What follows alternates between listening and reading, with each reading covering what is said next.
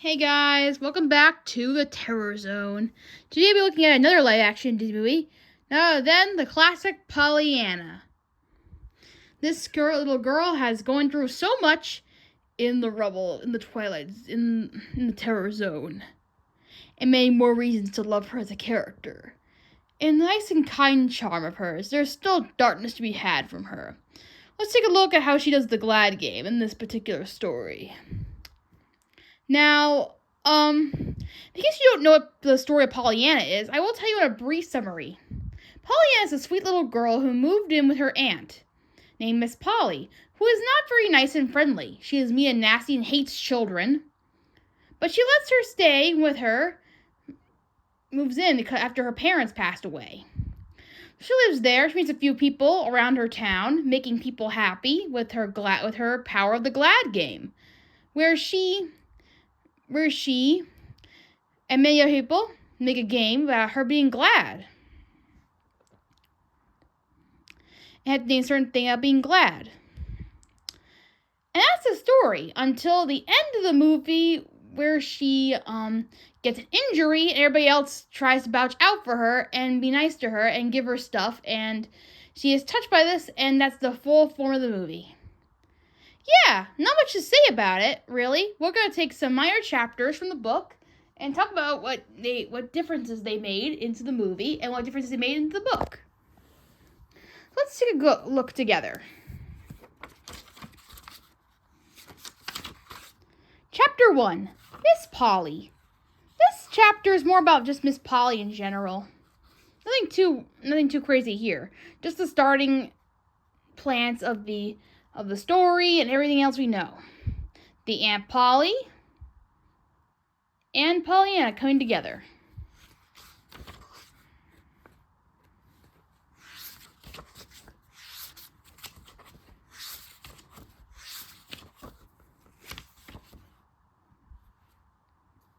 Chapter 2, The Coming of Pollyanna. This is the part where Pollyanna comes into the story. Now, in the beginning of the movie, we see Pollyanna in the movie moving into the attic, and that's where she stays for the entire movie. Unlike this book, she moves. She stays in the attic for quite some time until one day Miss Polly feels bad for her. Feeling bad, she decides to move her downstairs so someone else could live in there for a bit. So Miss Polly was mean to her at first, but then she decided to change her mind and be a little kinder to her, which is nice. I won't get too into what happens in the story, but that's a change right there that happens in the story. Another thing is we get to learn more about the servants and the maids in this, which is Nancy and a few others. The gardener.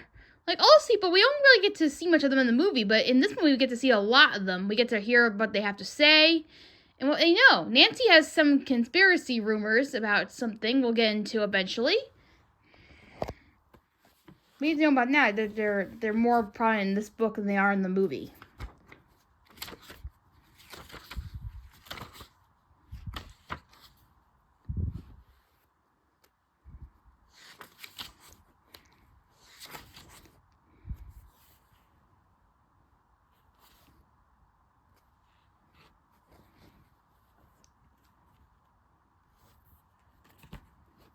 Chapter 4, The Question of Duty. This chapter is more about Miss Polly and where she meets as a duty. We're gonna see more of this later on. So we're just gonna move straight along here a little bit.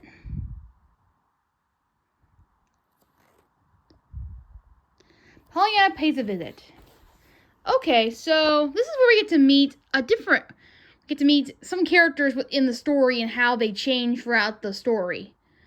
First, we got Mr. Tippleton, who is a character we all know from the movie, who owns a mansion, has all his rainbow belongings.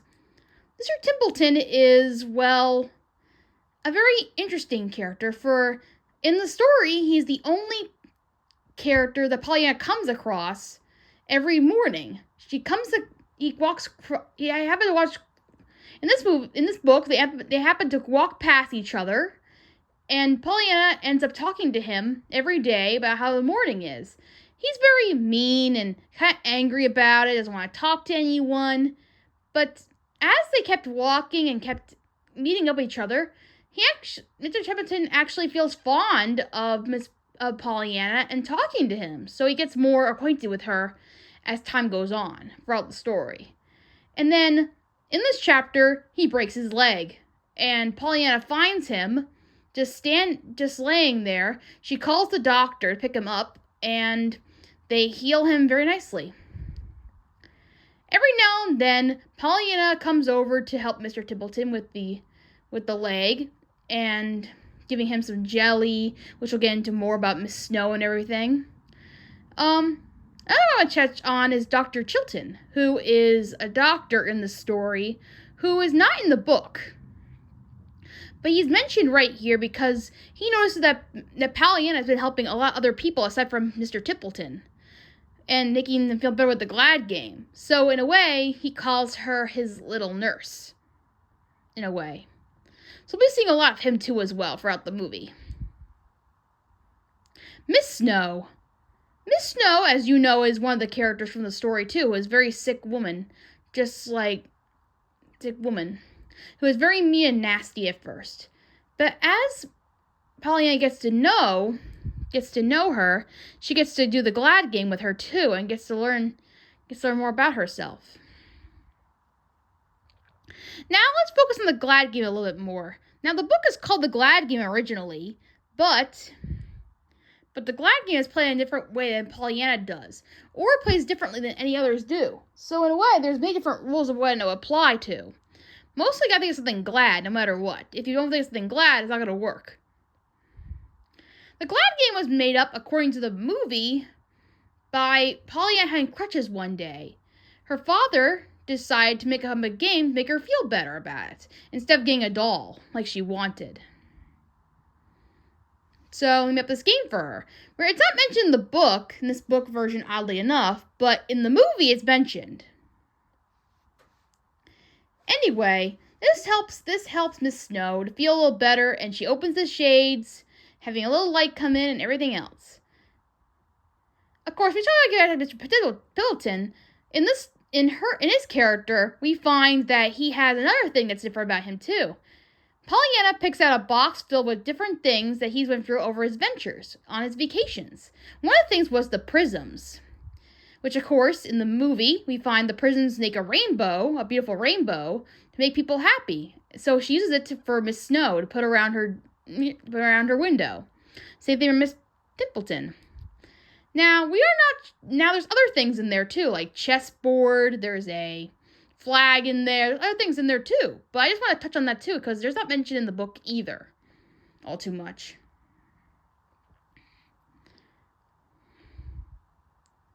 Jimmy Bean. I want to touch on Jimmy Bean for a minute, because Jimmy Bean is one of the characters in here as well. You don't get to see all too much, but he is an orphan boy, pretty much the same as the movie, pretty much. Nothing different, pretty much. The only thing is that Pollyanna meets him much earlier in the story. Not only that, but he's more friendly towards her, and he's more lonely. He's more of a down-to-sort type of person. He's not really like the mischievous we see in the movie, but I think they were trying to make him more realistic as a little boy than he is in the book here, so I think they were just trying to make him more realistic here. And just another thing we get to see in the movie, which is the Ladies' Aid. Now, the Ladies' Aid are interesting people. They sometimes help out, and sometimes they don't help out. Very interesting group. They try to help, like for instance, they try to help Jimmy Bean find a home with the orphanage, but they ended up putting him in the wrong place where he doesn't fit in the orphanage, and he ends up running away to find his own place to call home. And the Ladies' Aid don't try to find him or do anything about it. So there you go.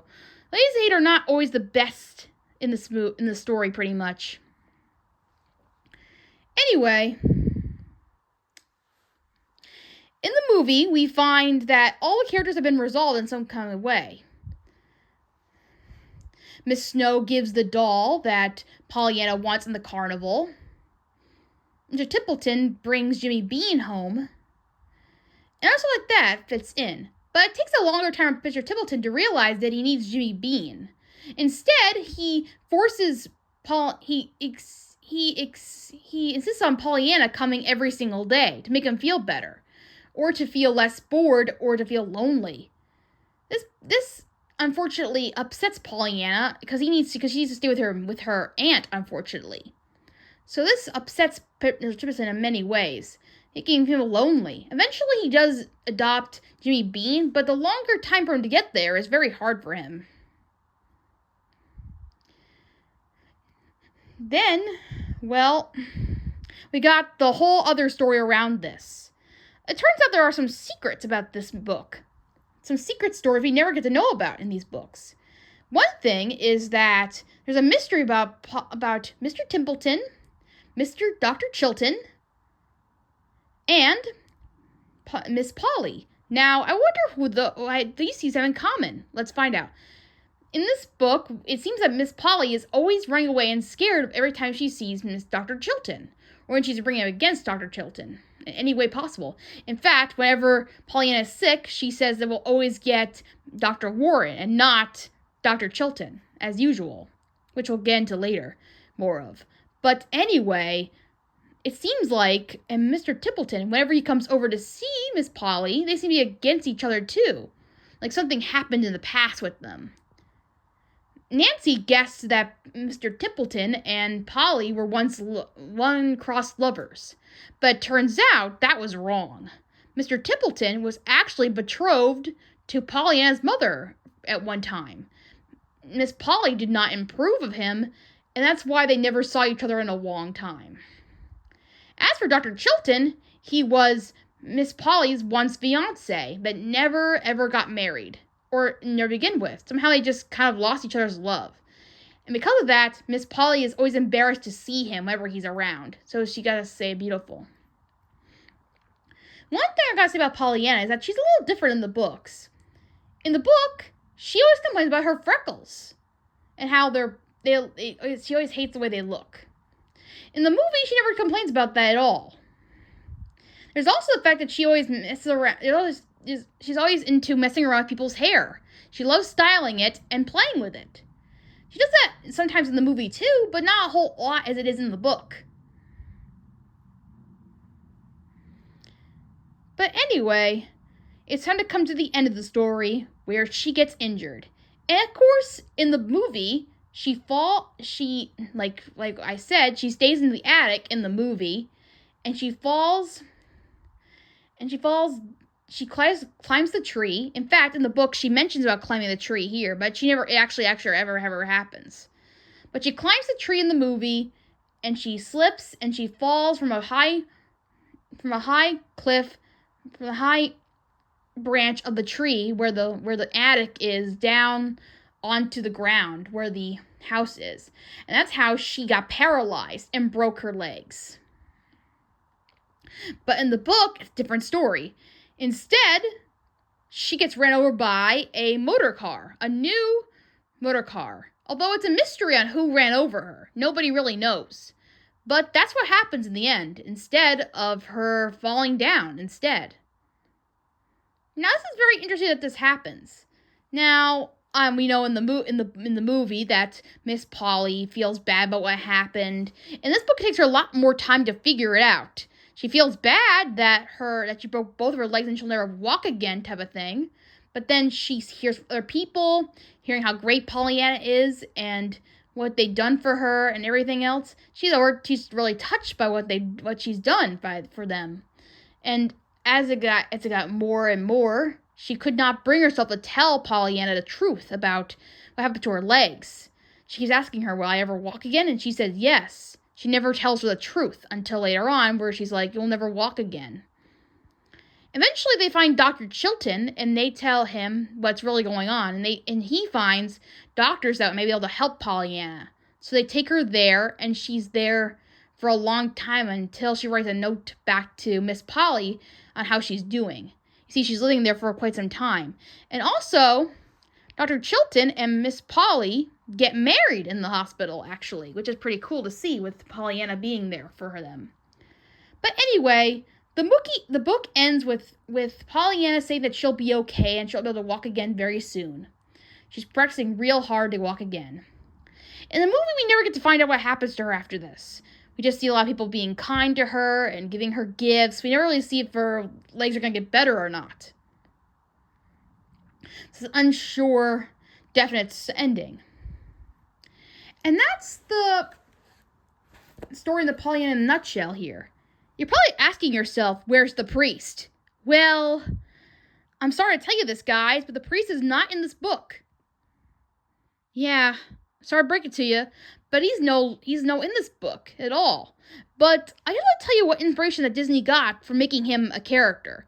I think it's from the fact that Pollyanna, according to the book here, her father was a priest. And also in this book, Miss Polly didn't want her to mention her father at all. She was very sad about it. But anyway, her father was a priest in the book, so I think that's the inspiration they got from that. The look good in people did not come into play in this book at all until Disney decided to put that in the movie. So unfortunately, that whole scene with her and the priest is all made up. Surprisingly, which is very clever for Disney to do so. Anyway, that's all Pollyanna we could discuss today. What did you guys think? Were you surprised with the differences that were in the book? Tell me in the comments below, and I'll see you next time on The Terror Zone.